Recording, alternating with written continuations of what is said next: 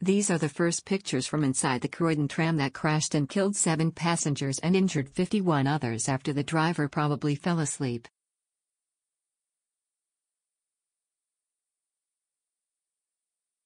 Driver Alfred Doris, 43, dozed off for up to a few minutes, woke just before it flew off the track and was so disorientated he thought he was traveling in the other direction, an investigation has found.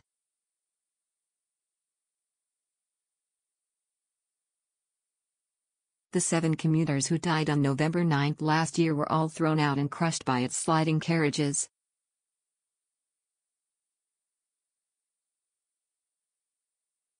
Marilyn Logan, whose husband Philip died in the crash, said today he would have been alive now if the windows had been laminated to stop people being tossed from the tram.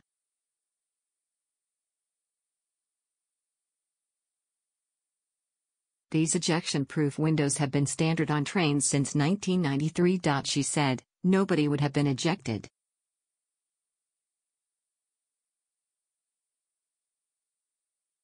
My poor husband had a tram on top of him. The tram was traveling at 46 miles per hour as it entered a bend at Sandilands Junction where trains should not go any faster than the 13 miles per hour limit.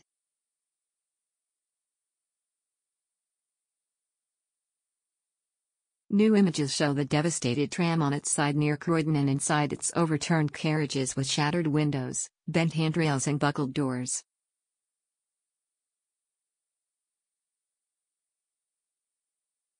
Survivors described the trauma of being stuck with no emergency lighting and desperately called 999 because they had no obvious escape and said the moment it crashed was like being in a washing machine.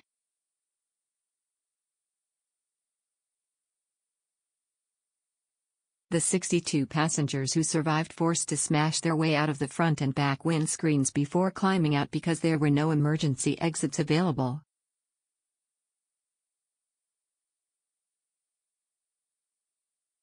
The Rail Accident Investigation Branch, RAIB, report published today said everyone who died was ejected out as the tram toppled over.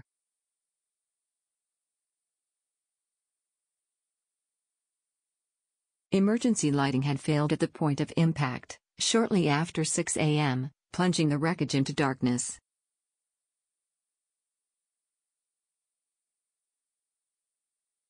The Rail Accident Investigation Branch, RAIB, said in its report on the crash, the tram was left in darkness which compounded the confusion, shock and distress that the passengers were feeling.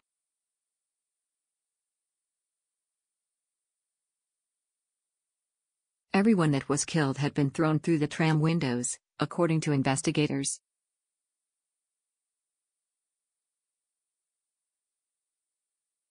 Several people had gone through the glass as the speeding tram tilted at the Sandilands bend, getting crushed by its weight moments later.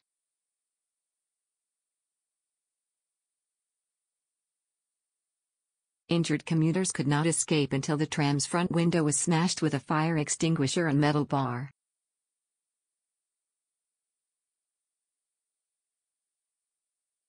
The report said, passengers attempted to open all the double doors on the high side by pulling the emergency door release handles but were only successful in prizing the door leaves apart at one location, the leading doors of the trailing vehicle.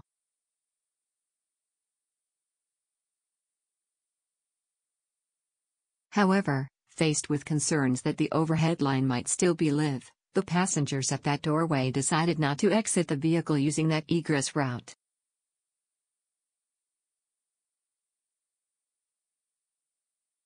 Some other passengers reported trying to break the windows on the high side to create egress routes but were unsuccessful in doing so.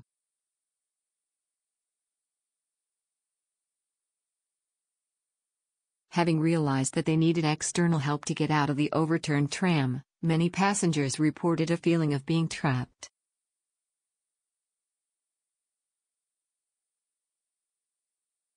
From above, the 2 overturned carriages were left looking unscathed, concealing the true horrors inside, investigators said.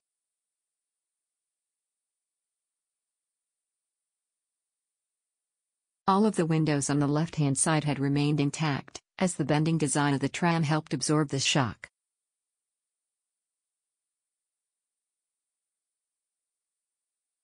But on the right-hand side below, Every window had shattered beneath the weight of human bodies.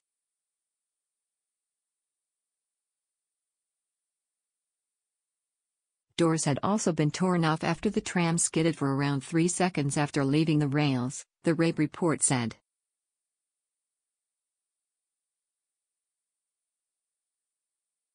Terrified passengers tried to call for help by ringing 999, realizing they had no obvious escape from the carriages.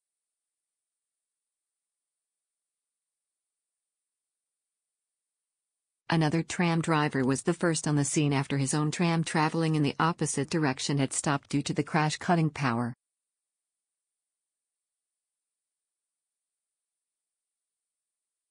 As rain poured down, he and Alfred Doris, the driver of the wrecked tram, began battering its front windscreen to make a hole through which people could escape.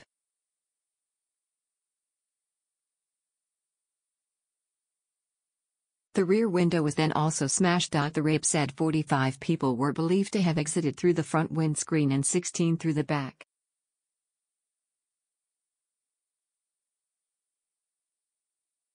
Dane Chinnery, 19, Philip Logan, 52, Philip Seary, 57, Doro Derinkiewicz, 35, and Robert Huxley, 63, all from New Addington, and Mark Smith, 35, and Donald Collett, 62, both from Croydon, died in the crash.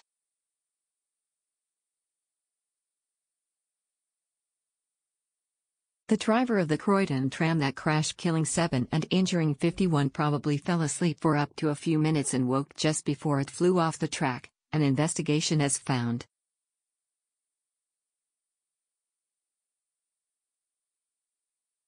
Alfred Doris, 43, from Beckenham, probably dropped off while driving the tram when fell on its side in South London on November 9 last year because of a lack of sleep.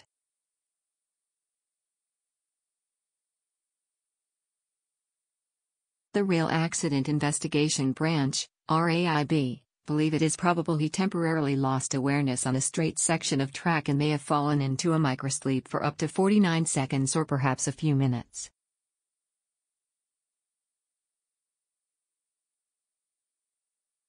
Doris, who is still being investigated by police after being arrested on suspicion of manslaughter, woke up and was so disorientated he believed he was traveling away from the bend, not towards it.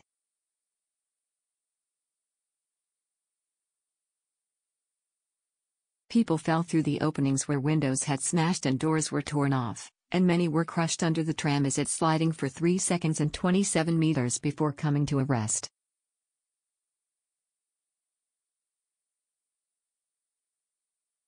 Police arrested the driver on suspicion of manslaughter but are yet to pass their file to the Crown Prosecution Service, and Doris remains on bail.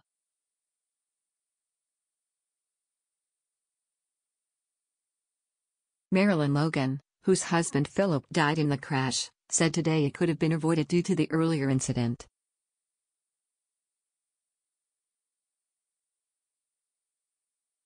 A passenger raised concerns about the speed of a tram at the same location as the fatal crash, but there was a culture of fear among staff which meant drivers were not reporting incidents, she said.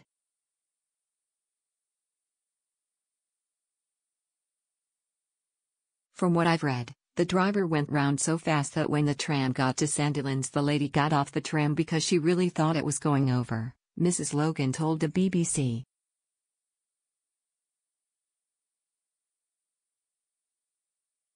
Now, had that incident been investigated, the one a week later might never have happened.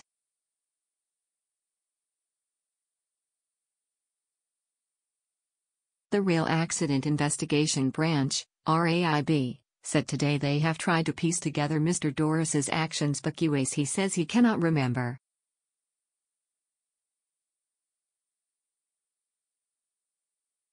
The rape report said, the distress associated with the accident means that the driver may have been offering his best attempt at explaining his actions, rather than a true memory of events.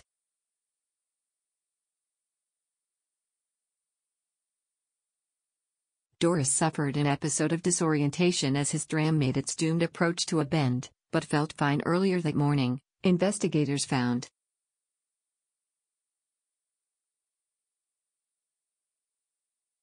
It is suspected the 43-year-old drifted into microsleep, lasting any time up to 49 seconds, in the moments before the fatal crash in Croydon last November.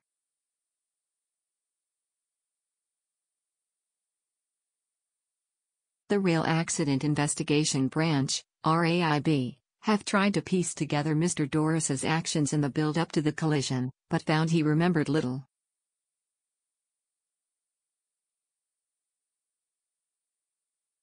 Richard Harrington, lead inspector, said, "The horrific scenes that were inside that tram meant that many people's memories of exactly what happened were not clear.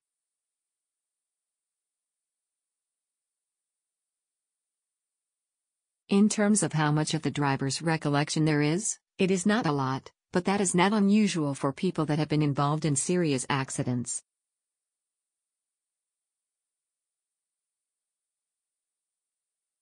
Mr. Dorris was on a pattern of permanent early shifts and was on his third consecutive day of work when the crash happened, the RAIB's report said.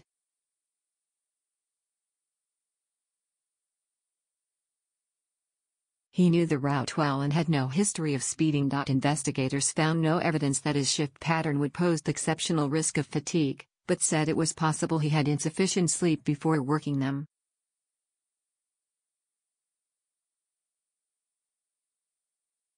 Some passengers described the crash that followed as like being in a washing machine, the RAIB said.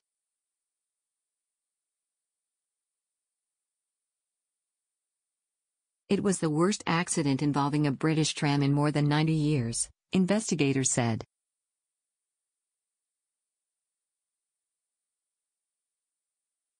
They made 15 safety recommendations including Operator Tram Operations Limited, owned by First Group, reviewing its management of driver fatigue, the use of tougher windows and better signage at high-risk locations.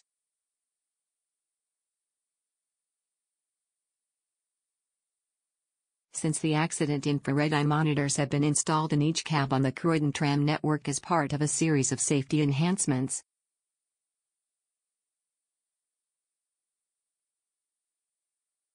Tram drivers who responded to a questionnaire issued by investigators revealed that 9 of them had previously used an emergency brake to comply with the 12 miles per hour limit at Sandilands Junction.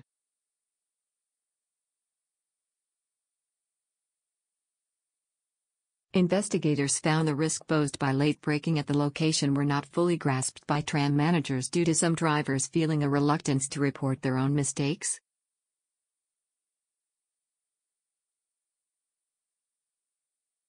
This was the case for the driver who did not report a serious overspeeding incident at the same bend just 9 days before the fatal crash, in which a tram entered the bend so quickly it almost overturned.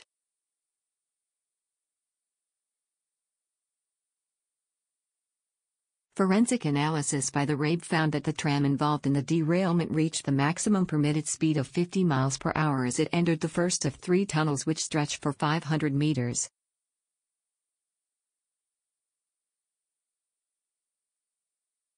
It should have slowed down significantly as it emerged from the tunnels on the approach to the sharp left-hand curve at Sandilands Junction.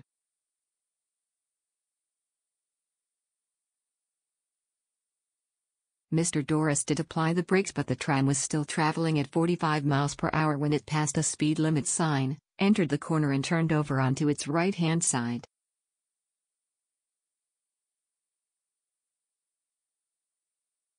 He was arrested at the scene and questioned on suspicion of manslaughter and is on bail after last being interviewed by police in October.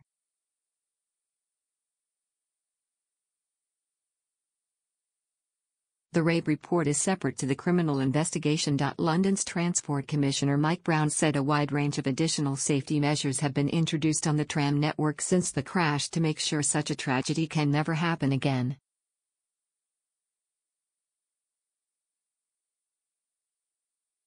First Group chief executive said the firm has made a number of safety improvements in the past year, including enhanced speed monitoring and restrictions, better signage and renewed guidance on fatigue management.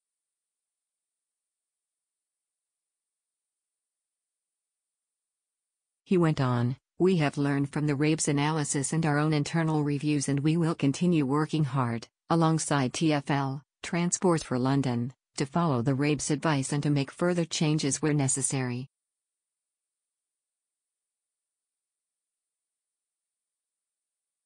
Widow says her husband and others would still be alive today if tram had the same windows as a train. A widow whose husband died in the Croydon tram crash has criticized safety failings highlighted in the official report into the disaster.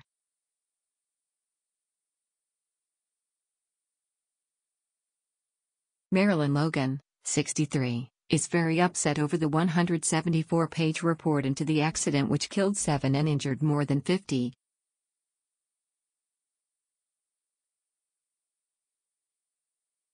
Ms. Logan's husband Phil, 52, was killed in a South London tragedy on his way to work in November 2016.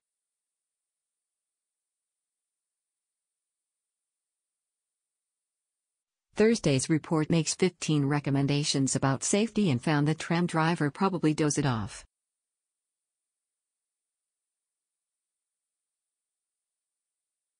Ms. Logan said, "I was very upset at certain parts of the report. One being the tram windows.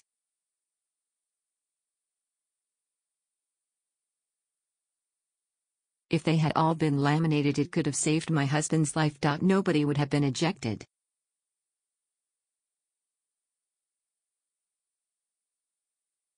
My poor husband had a tram on top of him. Had the windows not gone, people would have been confined to the train."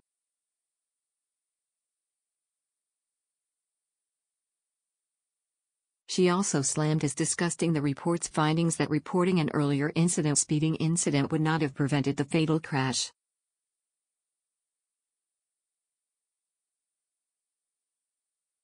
It is likely the Croydon tram crash would have caused fewer injuries if tougher windows had been fitted to the carriages, accident investigators said.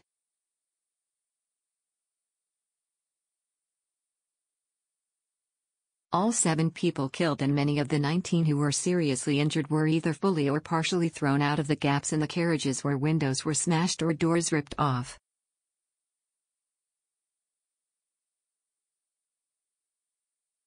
The windows were made of toughened glass, which provides little resistance to the ejection of passengers, the Rail Accident Investigation Branch, RAIB, said.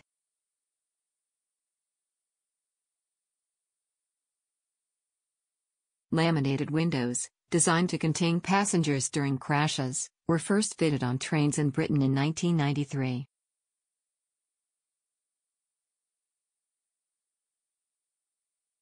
But there is no requirement to use such glass on trams. The windows used by the tram that crashed in Croydon met existing safety regulations, according to the RAIB.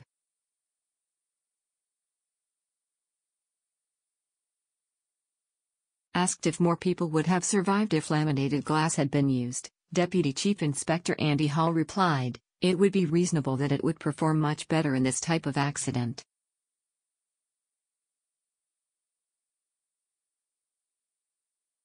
Because ejection was the cause of all the fatalities and a number of the serious injuries, it is likely that the outcome would have been much better.